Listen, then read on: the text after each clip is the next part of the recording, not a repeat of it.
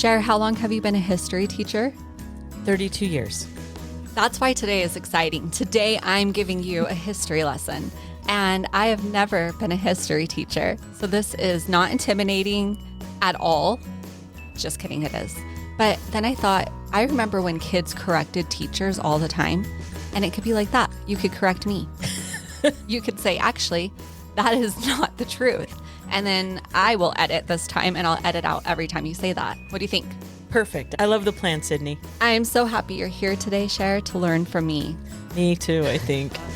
I'm making my way through the drip, drip, drop. And I'm so happy everyone else is here. Welcome to the Cydni and Sher podcast.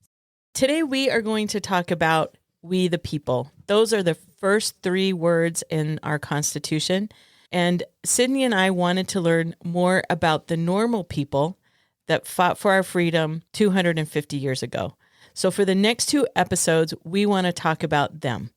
In D&C Section 101, it says, according to the laws and constitution of the people, which I have suffered to be established and should be maintained for the rights and protection of all flesh, according to just and holy principles, that every man may act in doctrine and principle, according to the moral agency which I have given unto him, that every man may be accountable for his own sins in the day of judgment. Today, we are going to talk about normal people that use their agency to follow God so we could have our God-given rights of liberty.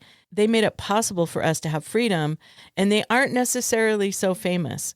So today, as Cydni said, she is going to lead us, and she's going to be the teacher. But before we start, I have to sincerely say, I have loved how much you've liked learning about this, Cydni. Like is not the right word. I have loved it. I've ignored my children. I'm like, Mama's learning right now. And I had a flashback to when we first met, because we've talked about this before. When we first started podcasting, we didn't know each other. True story. Which is so odd that we did this. I know. It wasn't like, hey, do you want to go on a walk sometime? Like play cards or anything like normal friendship start. Ours was like, do you want a podcast in my basement? That sounds kind of creepy when you put it that way. Just adding some sparkle to the story. And I had a flashback while I was learning and loving it so much. I remembered standing with Ben and you said how much you love American history. And I made a cringe face like, oh, I don't know that I do. And you, Sher, said, I will change that. And I told Ben later, there's no way. I love World War II history. I don't love American history.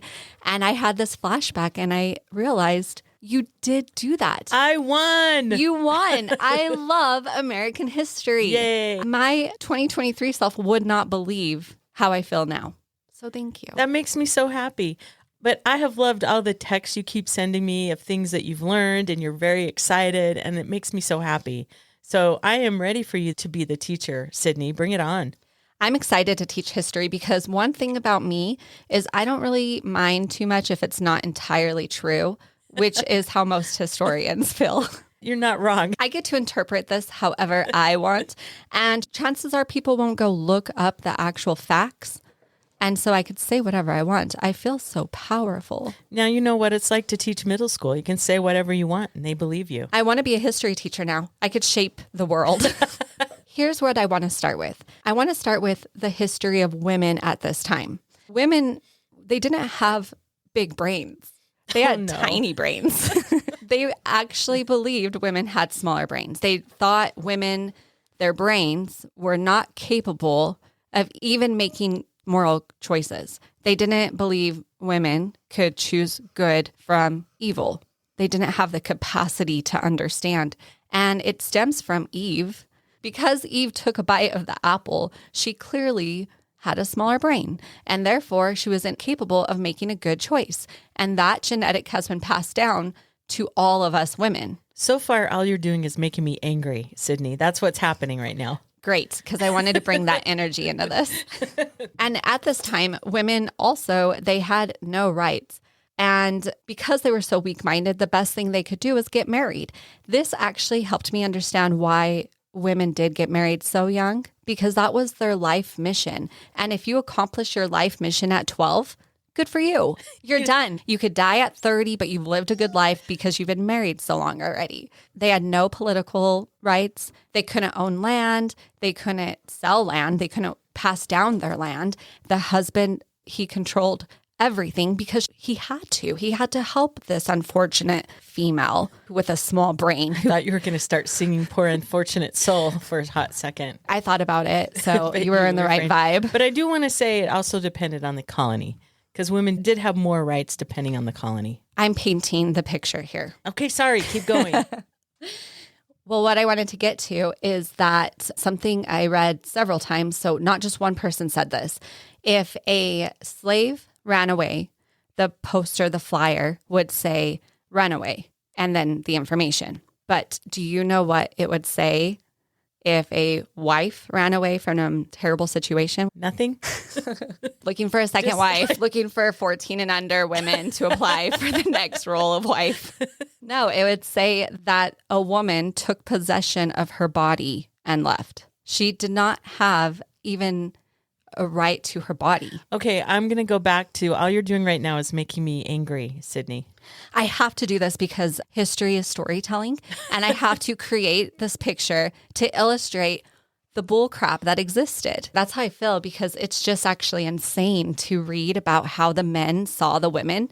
And I did not understand that they didn't really even raise their children. They only could teach their daughters how to continue on with what they were capable of doing, which was spinning clothes, cooking, and producing children. That's what their role was. They were not in charge of teaching or socializing the young men. They were only in charge of producing them. And it's because they couldn't make moral choices. And so the men had to step up and socialize and educate the young men who would then take ownership of future women. Okay, so far, I'm not really loving this podcast. I should have been a history teacher. I do want to say a lot of my information came from Professor Carol Birkin. Are you familiar with her? Nope. I love her. I love her so much. She is sassy and fun, and she teaches so well. So a lot of my information comes from her, which means if it's wrong, Carol is wrong.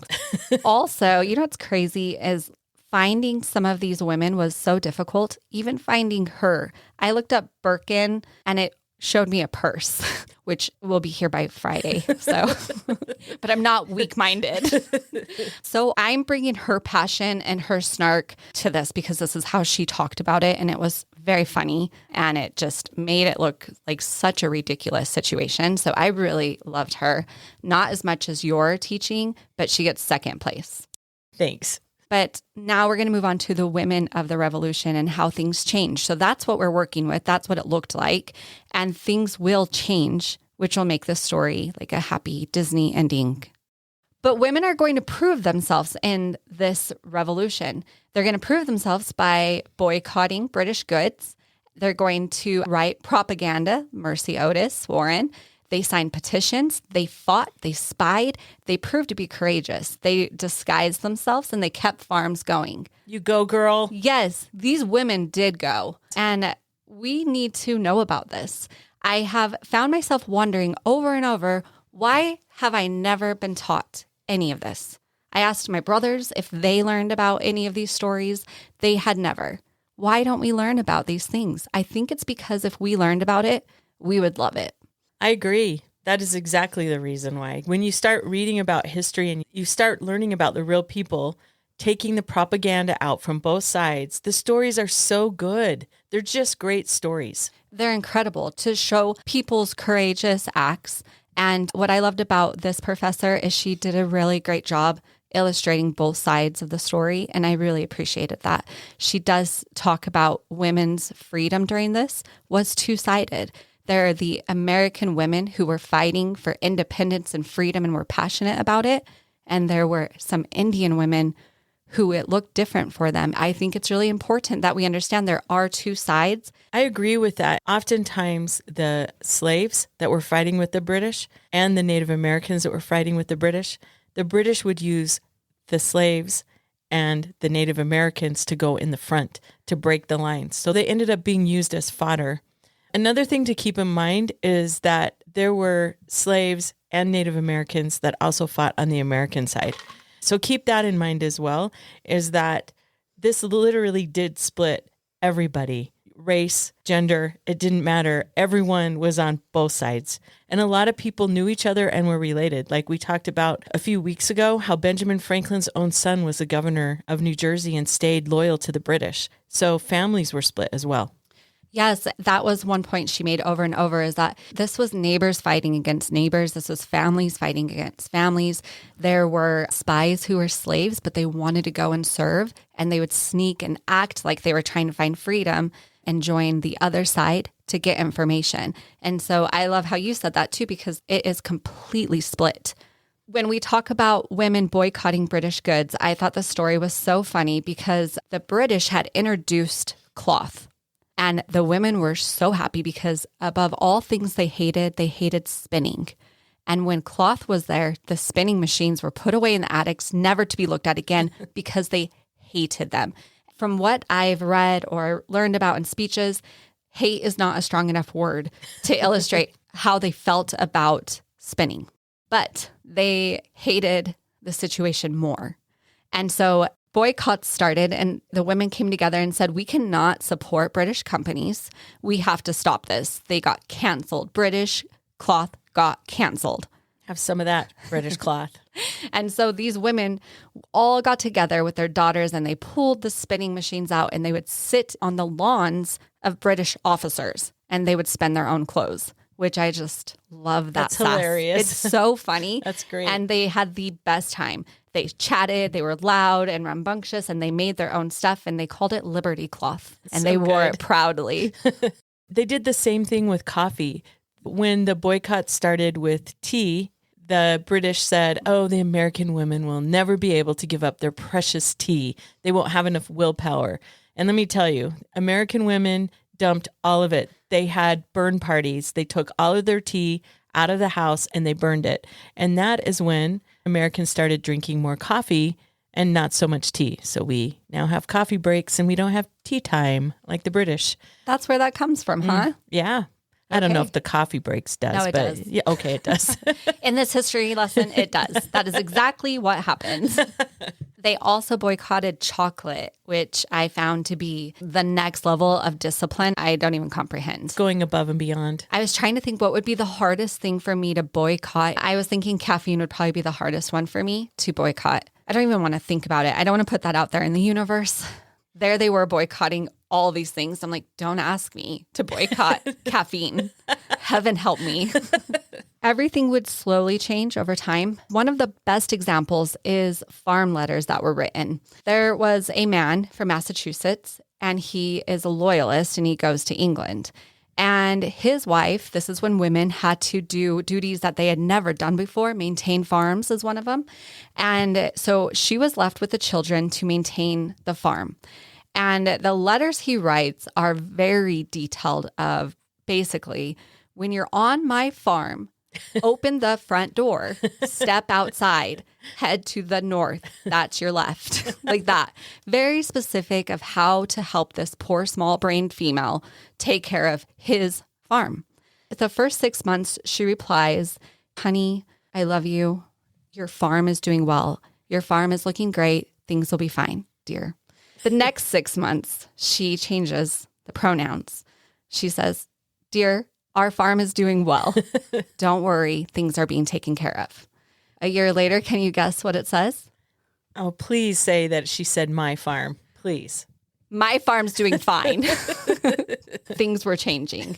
This is one of my favorite illustrations of how things started to change. I think it's pretty clear. Her farm did well. He had her farm to come home to after the war, which was really nice. Now, a lot of women actually joined the men at the camps. And they did this mostly because they were poor and they didn't have a place to go. So if they did not have a farm to run, they would become camp followers. Camp followers were families, sweethearts, young daughters who had nowhere else to go. So they would join the camps, and it was a horrible last resort. Unless you were a captain's wife or someone with some wealth. If that was the case, like Lucy Knox, she loved going. She loved it so much. She said she had to be there. Otherwise, she would be barren with adventure and replete with repetition. So for her and her friends, they would host parties. The soldiers served them. They had their private quarters. But everyone else, they were put to work. And this is another situation where it's not a great situation because they only got half of a ration, even though they worked all day. George Washington has said that he did not want them there. He wanted them to be gone. And it makes sense. It would be a burden. And then you also are using your rations that could be used for the men. And so he did put them to work. So this is where things change again. They became a vital part of the American army. They gathered wood for food. They cooked the food. They did the nursing and they did the laundry. The laundry is now among some professors to say was a most critical part of the war. If the laundry wasn't done, and this is helping me not hate laundry so bad, because they said if it wasn't done, the outcome could have been different. And that doesn't make sense unless you know why. The reason's lice. Oh. These young men who had never done laundry before were not washing their clothes. And they started to get incredibly dirty and started to get lice. They thought because they were young teenagers, the best way to get rid of the lice was to get tar and flick it on each other to try to kill the lice. It was a game. Gross. Professor Carol Birkin said it was like the PlayStation of their time. And so when the generals would come and say, how many men do you have to serve? They would have very low numbers because the young boys were covered in scars and scratches and had hurt themselves with lice and tar and burns. So they needed to change this. This is where the women were asked, hey, could you wash these clothes? And because of that, they were in better health and better condition to go fight and die there instead of the lice. And speaking of Lucy Knox, I just wanted to read one of her letters. One reason why she really didn't want to go home is because it was so lonely. And she wrote, I returned home to find myself entirely alone, to reflect that the only friend I have in this world is such an immense distance from me. My heart is ready to burst. And I think that's an important part of this, to understand that families really were separated. And that's why she had to go party at the camps. And she did. Now we're going to talk about Molly Pitcher. Some people believe Molly Pitcher is a single person, but it's not. Molly Pitcher is a term that was used for women on camp who helped with the cannons. And there's a famous Molly Pitcher. There's a picture of a woman who's standing by a cannon. That is Mary Ludwig. She was a camp follower, and she's a famous Molly Pitcher. So how the Molly Pitchers worked is when the cannons got too hot, the men would yell out, Molly Pitcher. And that meant some woman better run out with a pitcher of water and dump it on the cannon. A lot of women died doing this. They were running through an open field, or in a lot of cases, the husband that they were helping, because they were there with her husband, would die. And Molly Pitchers took over the cannons, which to me is incredibly heroic. I think so too. And I love that picture that you're talking about. One of the things that my students love to do is, I didn't use the textbooks a lot, but on occasion I would just have them open the textbook and we'd just look at the pictures in there. And that's one of the pictures that always captivated my students, was the one of Molly Pitcher standing by the cannon. I believe, if I'm correct, it shows her husband fallen, injured next to her, and she's manning the cannon. My students always loved that photo because she just looks tough and determined that she was going to get this done. And she was going after the British like no other, because they just injured her husband.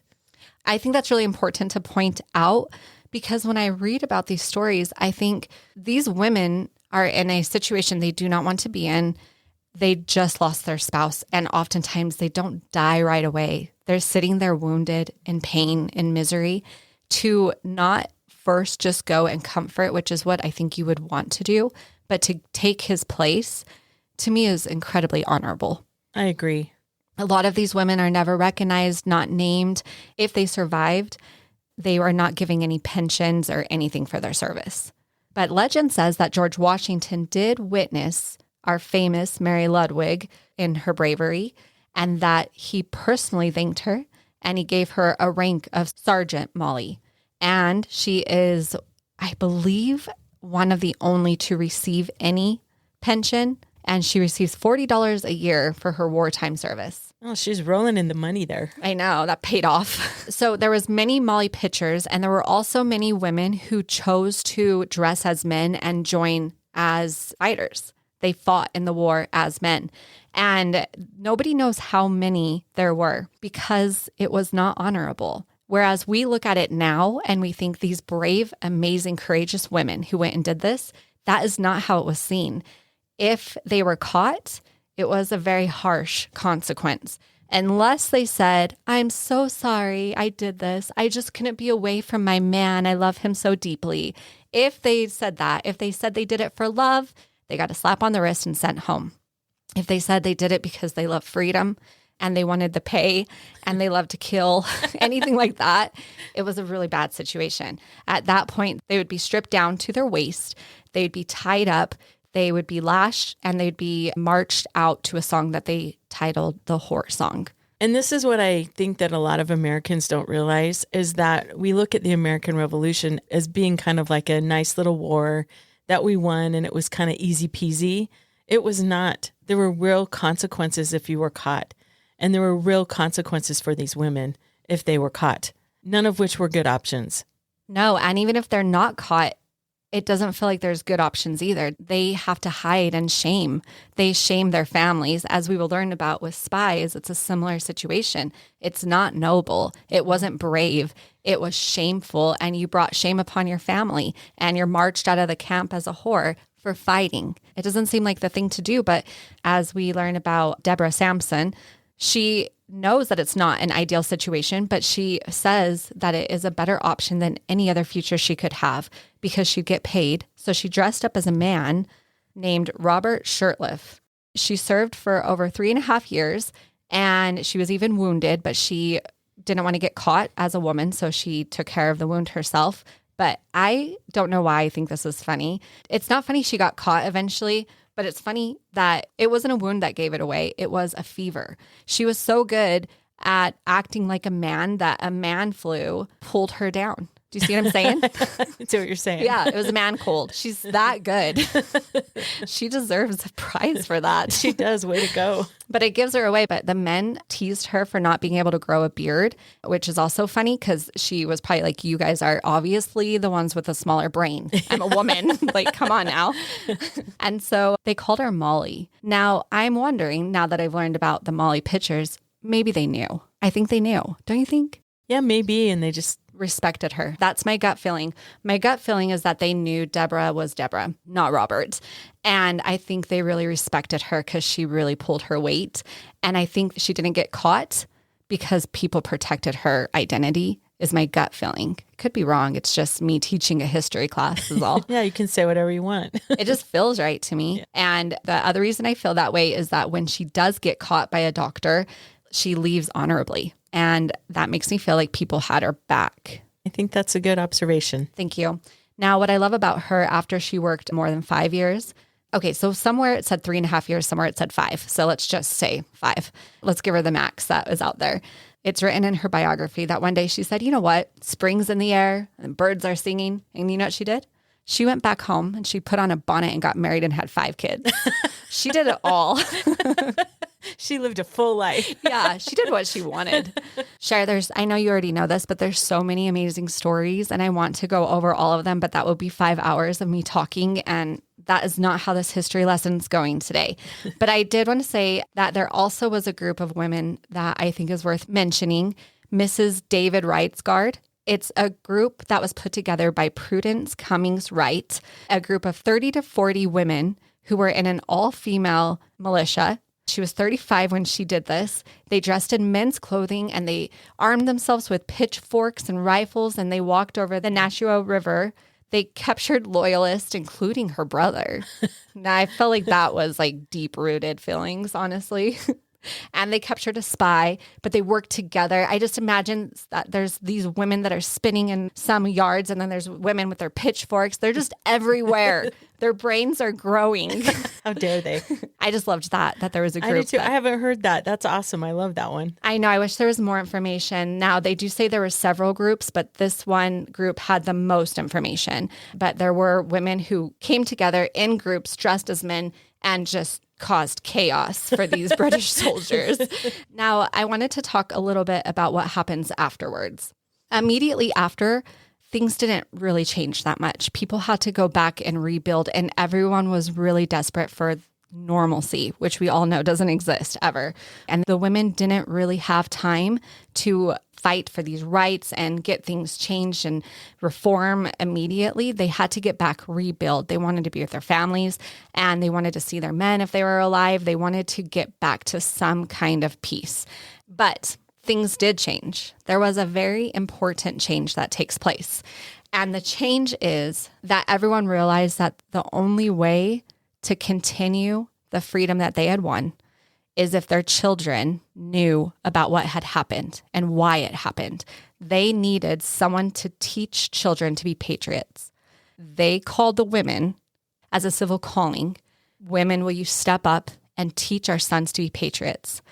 Well, the women loved the country and they loved their freedom, and a lot of them had fought hard and learned a lot. So yes, they did want to do this, but they had some conditions.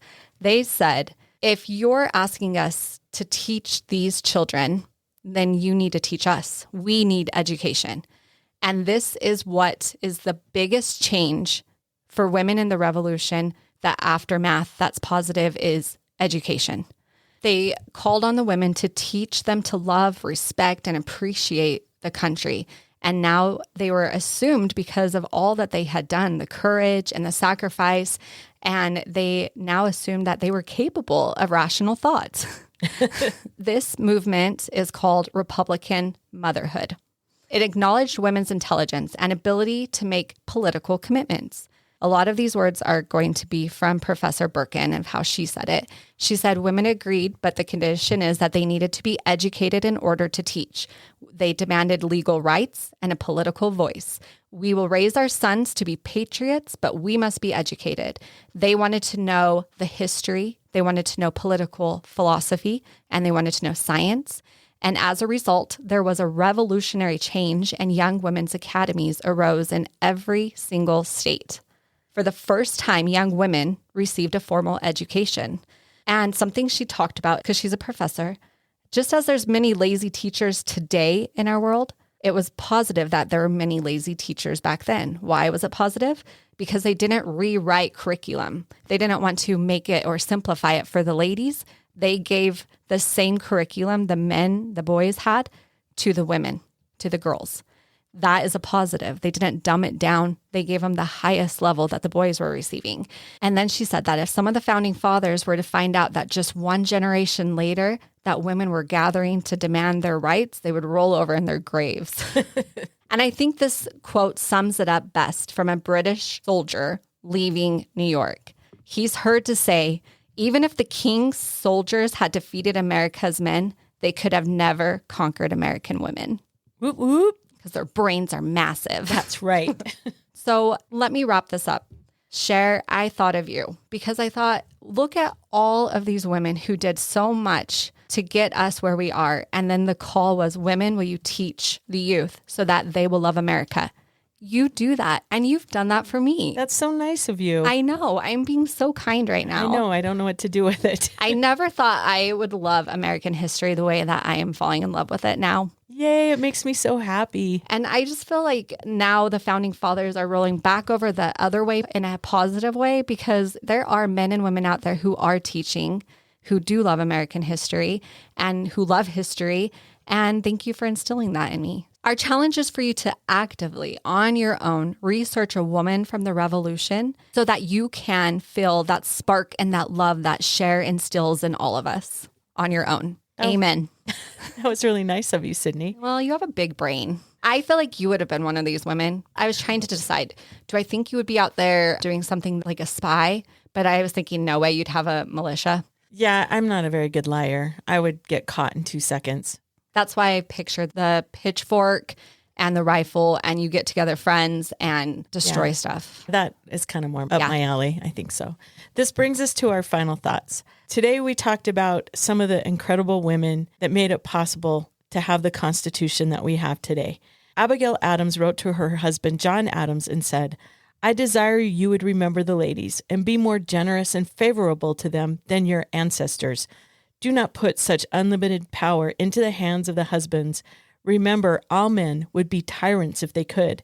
If particular care and attention is not paid to the ladies, we are determined to foment a rebellion and will not hold ourselves bound by any laws in which we have no voice or representation. This just backs up what Cydni was saying. The women, they help fight to win our freedom so that we could have our God-given gift of agency.